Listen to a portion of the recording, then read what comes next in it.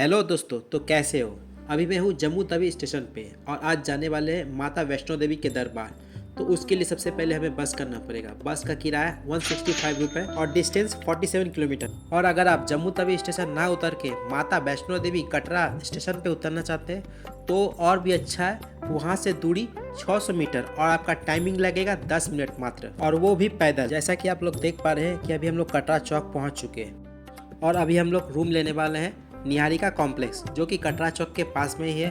और निहारिका कॉम्प्लेक्स के बगल में ही एटीएम की फैसिलिटी है, तो आपको अलग कहीं और जाने नहीं पड़ेगी। यहाँ पर डॉर्मेट्री भी है जो कि पर व्यक्ति 150 रुपये पड़ती है। और अगर पर्सनल रूम लेना चाहते हैं तो उसके लिए आपको 1500 से 2000 तक पड़ सकती है, वो भी एसी के लिए। ये रहा डॉर्मेट्री, जिसमें एक व्यक्ति नीचे और एक व्यक्ति ऊपर सो सकता है। और हाँ दोस्तों, यहाँ पे बाथरूम में गीजर की व्यवस्था भी है और यहाँ पर लॉकर की फुल व्यवस्था है, जहाँ पर आपको कोई एक्स्ट्रा पे नहीं करना पड़ेगा।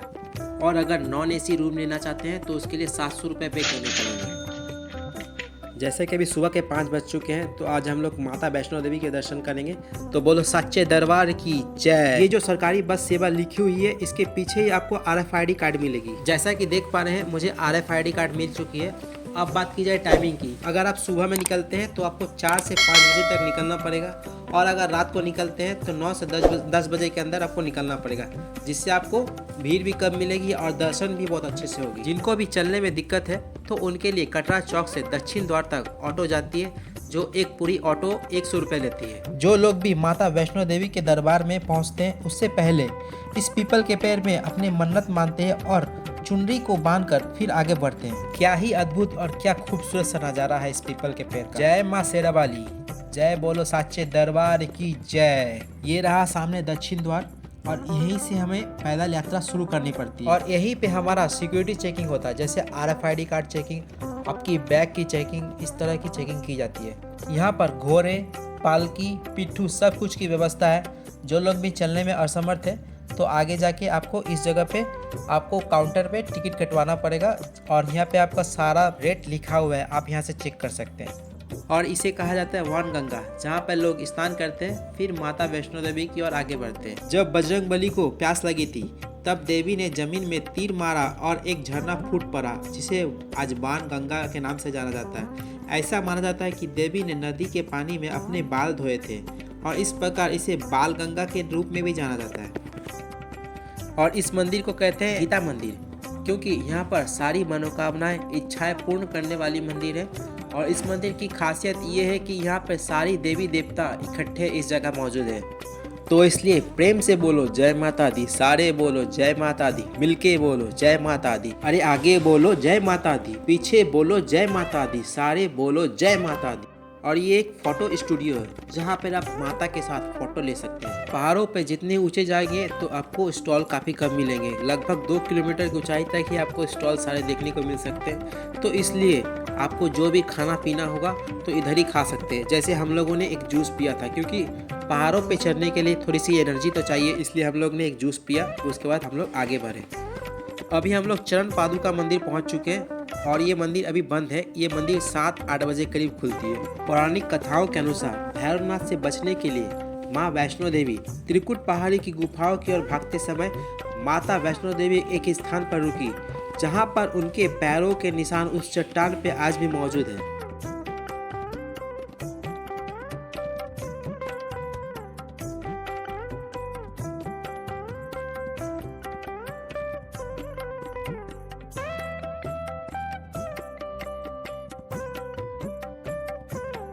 यहाँ पर माता वैष्णो देवी के भवन जाने के 2 रास्ते हैं। एक आपका हिमकोटी मार्ग और दूसरा हाथी मार्ग। हिमकोटी से अगर आप जाते हैं तो आपको अर्धकुमारी देखने को नहीं मिलेगा, और यही अगर हाथी मार्ग से जाते हैं तो आपको अर्धकुमारी देखते हुए फिर आगे की ओर बढ़ सकेगा।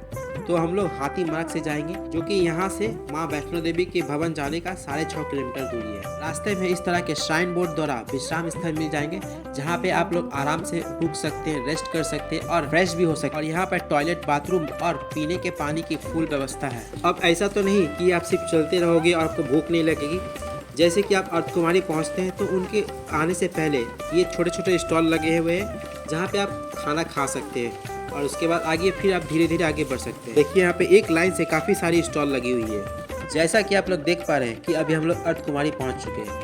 तो गुफा के अंदर जाने का एक सबसे अच्छा तरीका है कि आप पहले गुफा का टिकट कटवा लीजिए और उसके बाद माता वैष्णो देवी और भैरव बाबा का दर्शन कर लेने के बाद फिर जब नीचे आते हैं तो उसके बाद गुफा का दर्शन कीजिए, क्योंकि आपको इसमें 12 घंटा से 24 घंटा समय लग ही जाता है। यहाँ पर श्राइन बोर्ड के द्वारा कंबल स्टोर, जहाँ पर कंबल आपको फ्री में मिलता है और फिर आपको क्लॉक रूम भी मिल जाएगा यहाँ पर फ्री में। आप चाहे तो अपना सामान वहाँ पे रख सकते हैं। यहाँ पर आपको निःशुल्क यात्री निवास मिल जाएगा, जहाँ पर एक हॉल मिलेगा, वहाँ पर कंबल बिछा के आप आराम से रह सकते हैं। नहीं तो आप डॉर्मेट्री भी ले सकते हैं जो कि 150 रुपये पड़ती है और इसे ऑनलाइन बुक कर सकते हैं, और नहीं तो निहारिका कॉम्प्लेक्स में जाके वहाँ से आप बुक करवा सकते हैं। मान्यता के अनुसार माता ने इस गुफा में 9 महीने तक कठोर तपस्या की, और जब भैरव बाबा को इस बारे में पता चला तो माता के पीछा करते हुए इस गुफा के पास आ पहुंचे। इस गुफा का द्वार तभी खोला जाता है जब 10,000 से कम लोग यहाँ पे उपस्थित हो। यहाँ से भवन जाने के लिए हम लोग हिमकोटी मार्ग का यूज करेंगे, क्योंकि हाथी मार्ग बहुत टफ रास्ता होता है और काफी खड़ी चढ़ाई होती है, और हिमकोटी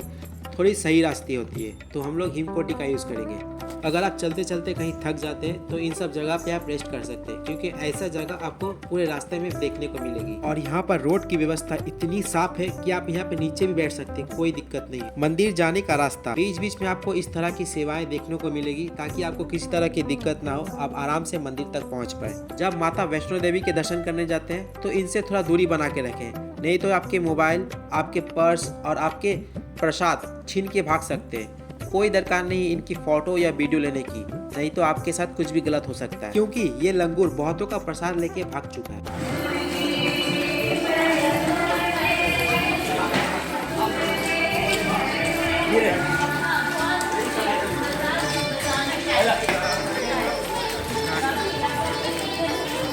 जय बोलो, जय जय माता दी, जय माता दी, जय माता दी, जय माता दी। जय माता दी।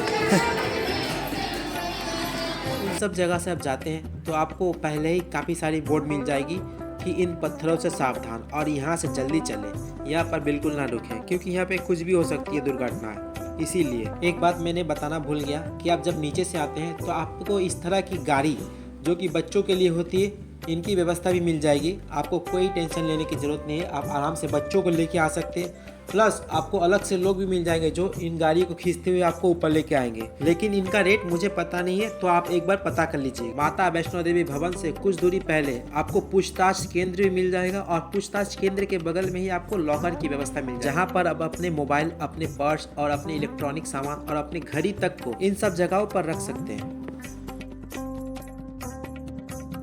यहाँ पर श्राइन बोर्ड की मदद से काफ़ी सारी बिल्डिंग बनाई जा रही है, ताकि और लोग भी जो आ सकते हैं तो उनके लिए इन सब जगह पर रहने की व्यवस्था हो सके। ये रहा भेंट शॉप, जहाँ पर माता वैष्णो देवी द्वार के पास इस तरह के 2 शॉप आपको मिल जाएंगे, जहाँ पर आप 50 रुपये और 100 रुपये के 2 अलग अलग प्रसाद खरीद सकते हैं।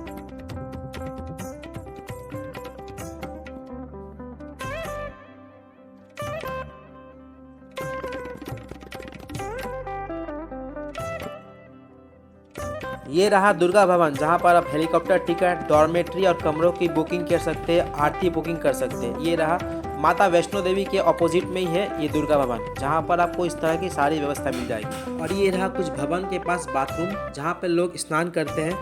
और देखिए इसी जगह पे लोग स्नान करते हैं, और स्नान करने के बाद माता वैष्णो देवी के दर्शन करने जाते हैं। ये देखिए लोग किस तरह मंदिर के अंदर प्रवेश कर रहे हैं लाइन लगा। जैसा कि अभी हमारा भी दर्शन हो चुका है माता के द्वार में, इसलिए सब जोर से बोले जय माता दी, मिल के बोले जय माता दी, सारे बोले जय माता दी। यहाँ पे और कुछ डॉर्मेट्री है जो कि 150 रुपये पर बेड के हिसाब से पड़ती है। एक पौराणिक कथा के अनुसार जब माता वैष्णो देवी अर्धकुंवारी से भागकर भवन की गुफाओं में आकर छुपी तो भैरवनाथ जी वहां पर भी आ गए, जिसके बाद पवन पुत्र हनुमान और भैरवनाथ के बीच काफी घमासान युद्ध हुआ, जिसका कुछ फल नहीं निकला। तब माता ने देरी न करते हुए गुफा से बाहर निकलकर देवी ने उसे मार डाला, और मारते समय भैरवनाथ को अपनी गलती का एहसास हुआ और उसे माफी भी मांगा।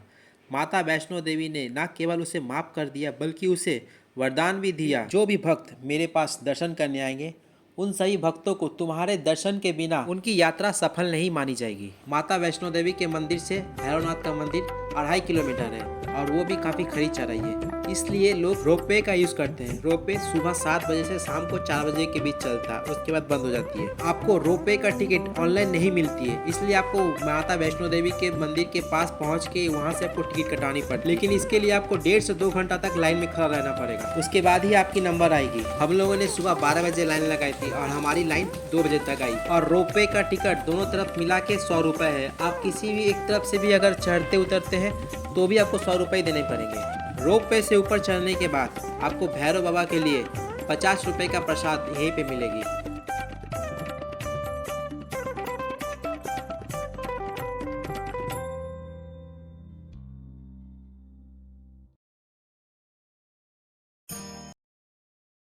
ये रहा भैरवनाथ जी का मंदिर, जहाँ पर काफ़ी लाइन कम होती है। जैसे माता वैष्णो देवी के दर्शन करने जाते हैं वहाँ पर काफ़ी लंबी लाइन होती है, पर यहाँ पे बहुत ही कम लाइन होती है। आराम से जाके आप आराम से आ सकते हैं। लेकिन हाँ, यहाँ पर भी बंदर काफ़ी सारे मिलेंगे जो आपके प्रसाद छीनने का कोशिश करेंगे, तो उनसे थोड़ा सावधान होकर रहिएगा। जब लोग भैरवनाथ के मंदिर के पास पहुँच जाते हैं तो लोग काफ़ी खुश हो जाते हैं कि हम लोगों ने पूरी दर्शन की है, जिसके बाद लोग यहाँ पर थोड़ी सी रेस्ट करते हैं। आज जैसे कि माता का द्वार इतना ही खूबसूरत चारों तरफ बादलों से घिरा हुआ है कि मैं गारंटी से कह सकता हूँ कि ऐसा दर्शन आप लोगों ने पहले कभी नहीं किया होगा। मैं थोड़ी देर में ही आपको दर्शन कराऊंगा।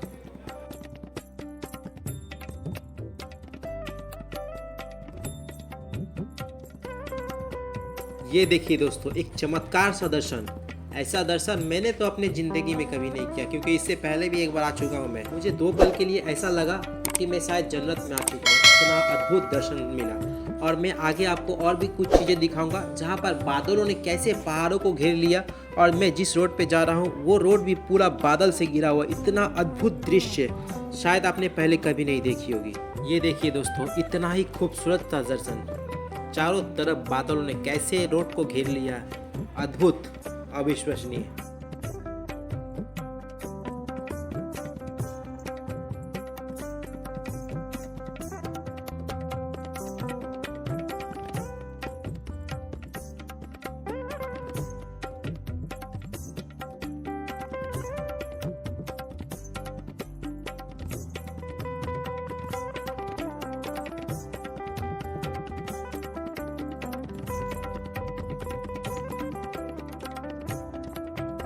अगर आपको बैटरी कार की सुविधा चाहिए तो आपको हिमकोटी के जहाँ तीर के निशान दिख रहा इस रास्ते से होते हुए जाना पड़ेगा। कुछ दूर पे जाइएगा तो आपको बैटरी कार की सुविधा मिल जाएगी। बैटरी कार के लिए आपको ऑनलाइन बुकिंग कराना सबसे बेस्ट होगा। हाँ, हिमकोटी से भवन तक जाएंगे तो 354 रुपये लगते हैं, क्योंकि वो ऊपर की तरफ जाते हैं। और वहीं पे अगर भवन से हिमकोटी की ओर आते हैं तो आपको 236 रुपये लगते हैं, क्योंकि उस वक्त आप ऊपर से नीचे की ओर आते हैं, इसलिए भाड़ा में थोड़ा अंतर है। और बात की जाए अब हेलीकॉप्टर की, तो उनका कितना किराया होता है, चलिए बात करते हैं। हेलीकॉप्टर का किराया एक तरफ का 1830 रुपये और साथ में कुछ GST टैक्स वगैरह लगते हैं। अगर दोनों तरफ मिलाया जाए तो अप्रोक्स 4000 के करीब पड़ता है एक आदमी का। चलिए अब बात करते हैं इस ट्रिप में आपको टोटल कितना खर्च आएगा। अगर आप पैदल यात्रा करते हैं तो आपका 2000 में हो जाएगा खाना पीना लेकर। और अगर घोड़े से यात्रा करना चाहते हैं तो इस हिसाब से 5000 लग सकता है। और अगर आप हेलीकॉप्टर से जाना चाहते हैं तो इस हिसाब से आपका 7000 पड़ सकता है। और अगर पालकी में जाना चाहते हैं तो सबसे ज़्यादा खर्च 14000 तक पड़ सकता है।